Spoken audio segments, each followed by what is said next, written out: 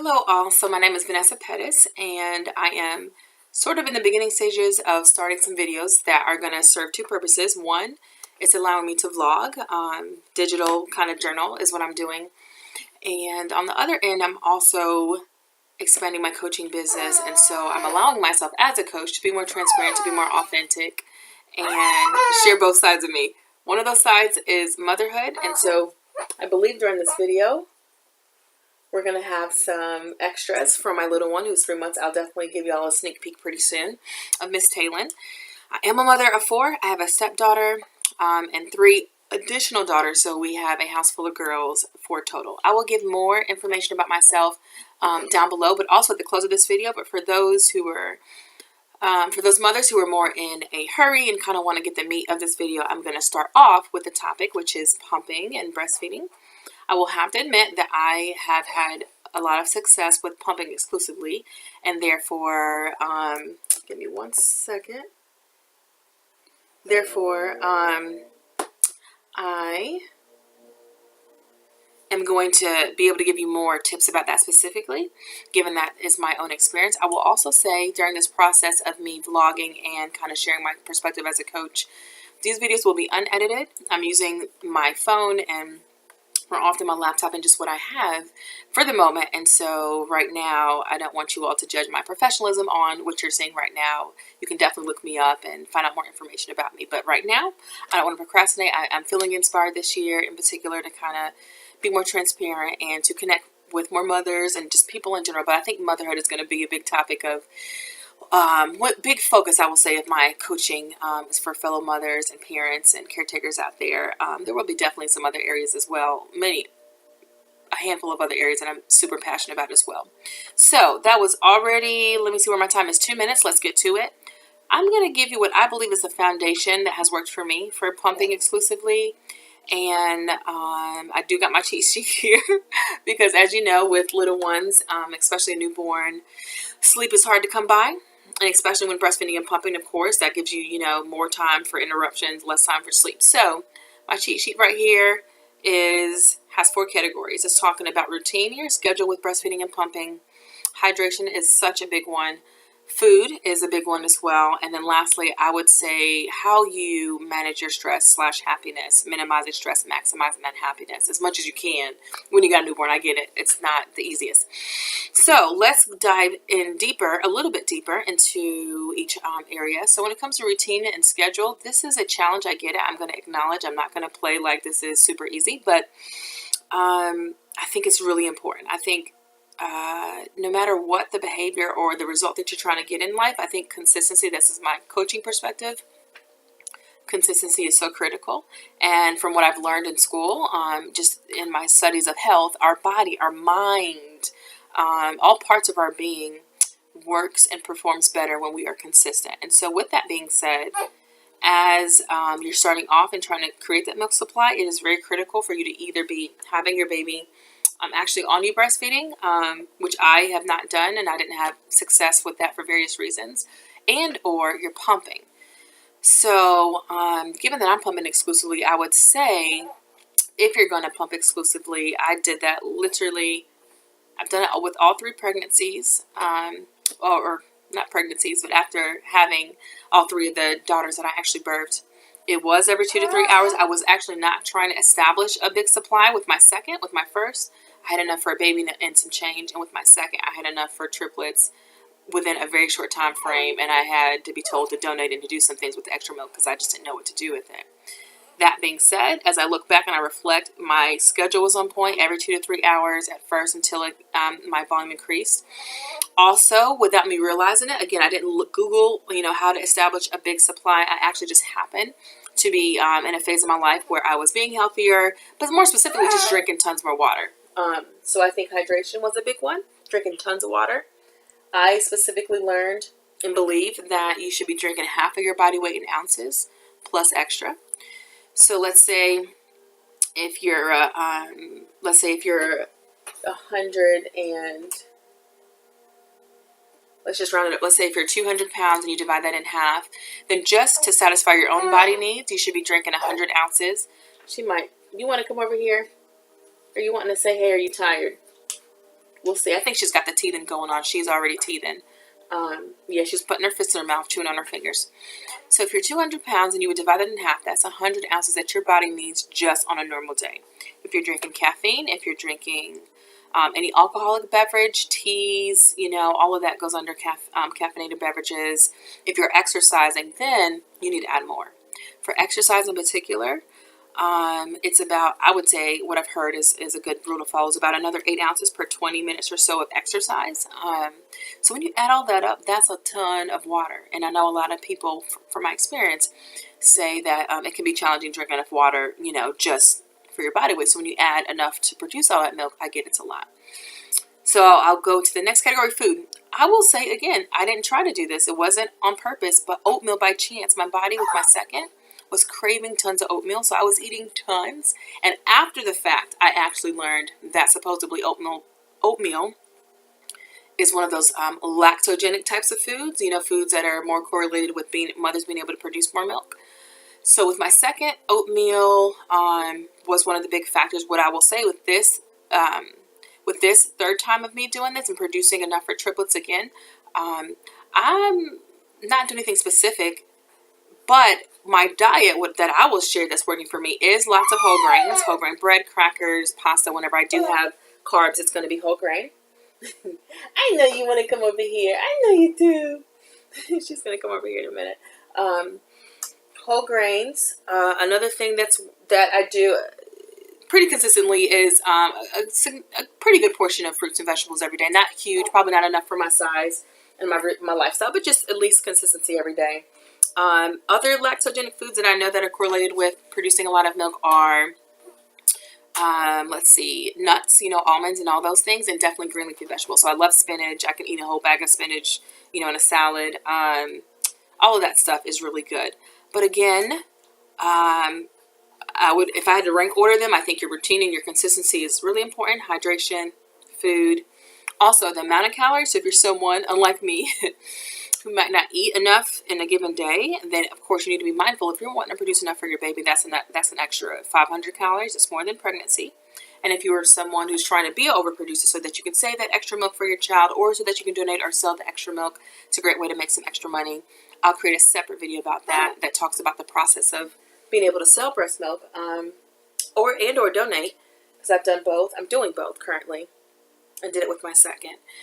But you have to have enough food. And so a big perk is that I'm able to eat enough food for an extra 3 babies. So yes, do that math. That's my whole enough calories for my body weight, which is a lot, plus 1,500 calories, give or take. How about you just go to town on that fist? And you don't want your passy. You don't want your passy. You don't want your passy. So that's about an extra 1,500 calories, which is a big perk for that.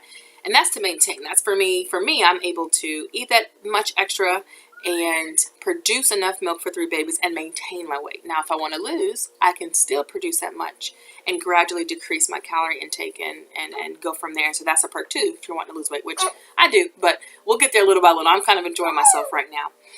Lastly, as I'm wrapping up and being a little bit more winded than I wanted to be, let's try to get her over here. Let's bring you over here. Let's see if you like looking at yourself, if that'll help.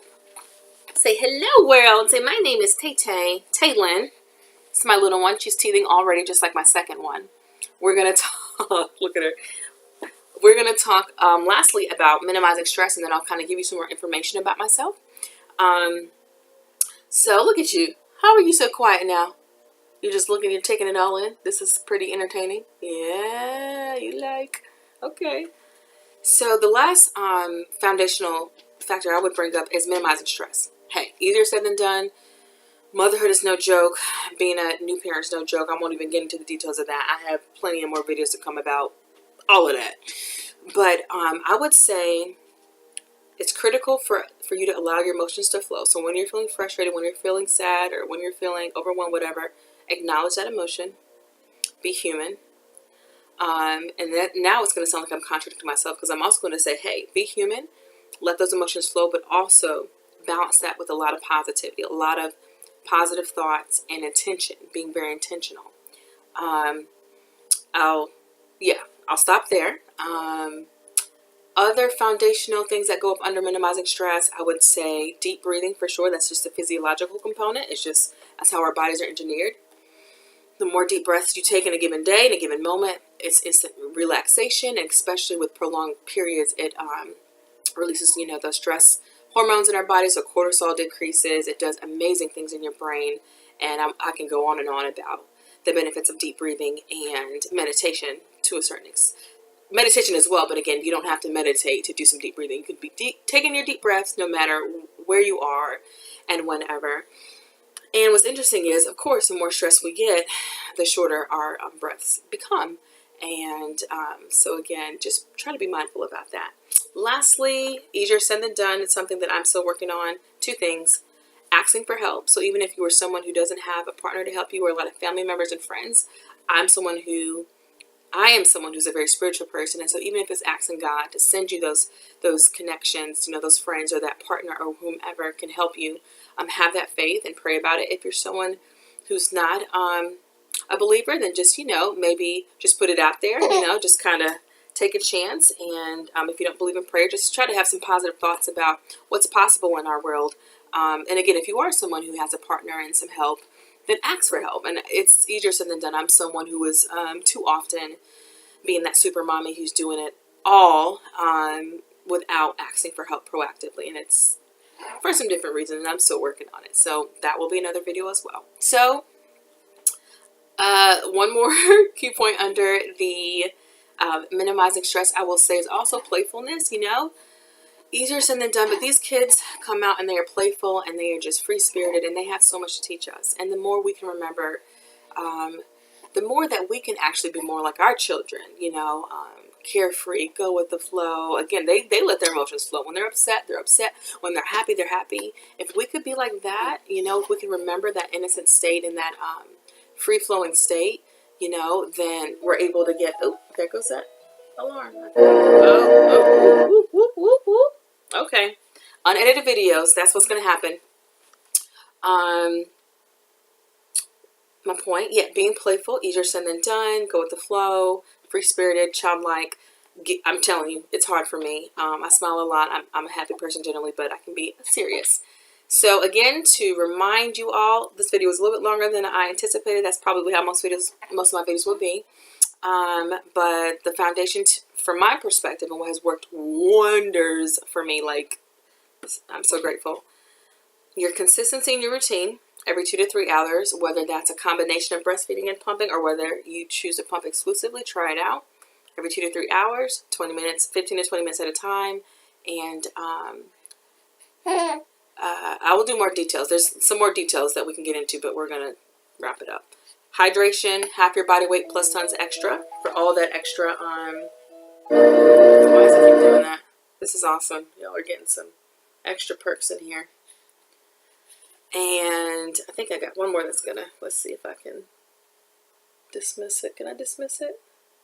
We'll see. I don't think it's letting me.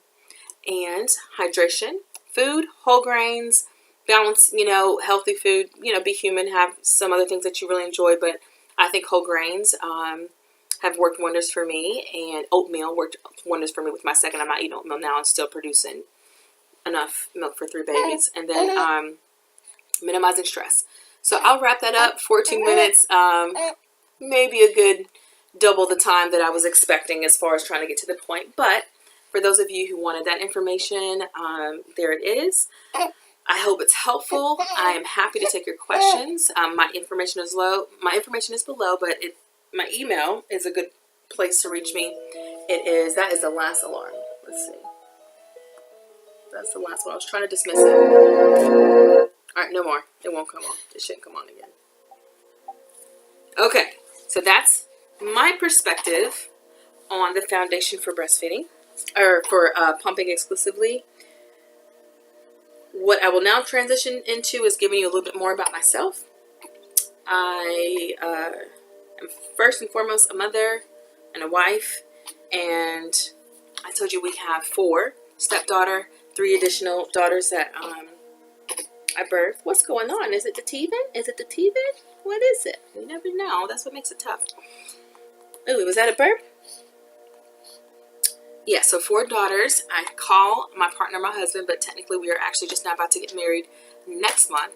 I have a split arrangement. He has a split, well, we have a split arrangement with the mother of of our daughter and his biological daughter, my stepdaughter. And we also have a split arrangement with my ex-husband. I'm divorced from the father of my oldest two. Yes. And so that is a bit about my personal life. What matters most to me? Yes, my family. Professionally speaking, I work in education. That's been pretty much my path since graduating from college. I am most passionate and most inspired about what I'm doing right now, which is sharing myself with the world, coaching and counseling. And in education, that's what I've been doing. Not 100%, but that's what I've enjoyed the most within education is coaching and counseling.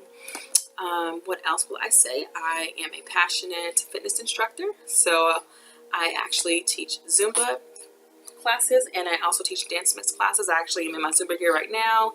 Came back from class not too well. That was a while ago. So let me refocus because there goes the mommy brain that's wanting to go on and on.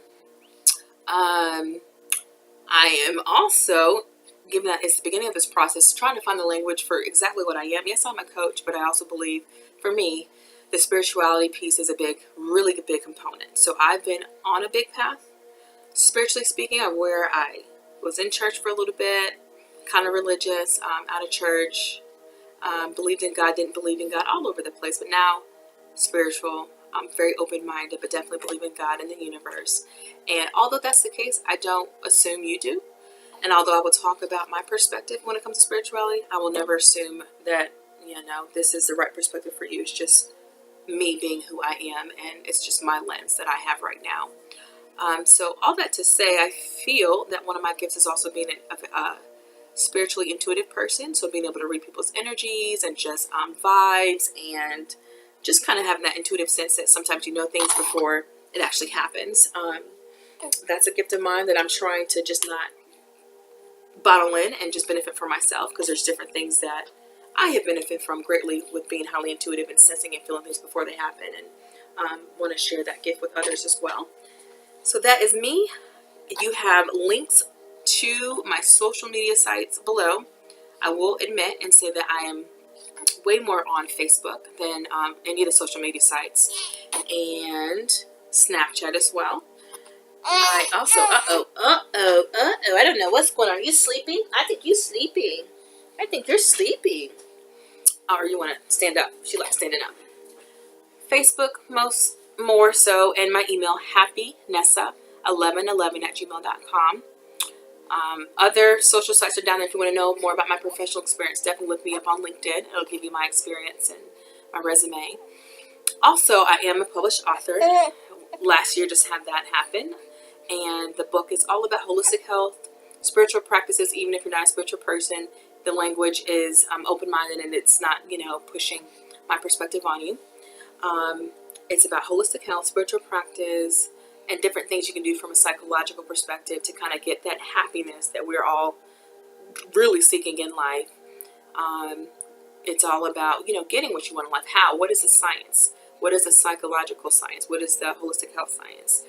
What is the spiritual science of achieving what you want in life? And it talks about law of attraction and gives, examples of other people who have been wildly successful with using these principles. So that information is below as well on Amazon. I'm going to stop here. This video is about 20 minutes. Wow, didn't expect it, but it's okay. More videos to come.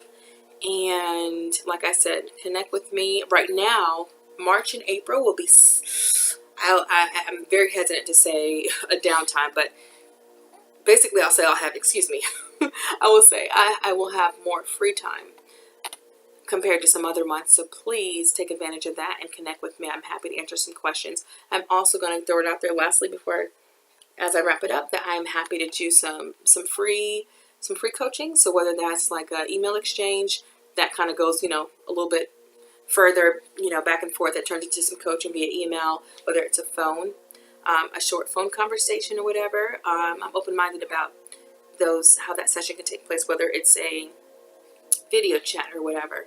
I'm open to connecting with some of you all and not charging you all, and going from there as I'm expanding All right, I'm going to wrap it up. It's 20 minutes. I hope you all enjoyed, and I look forward to staying connected. Say bye. Can you say deuces? Say bye.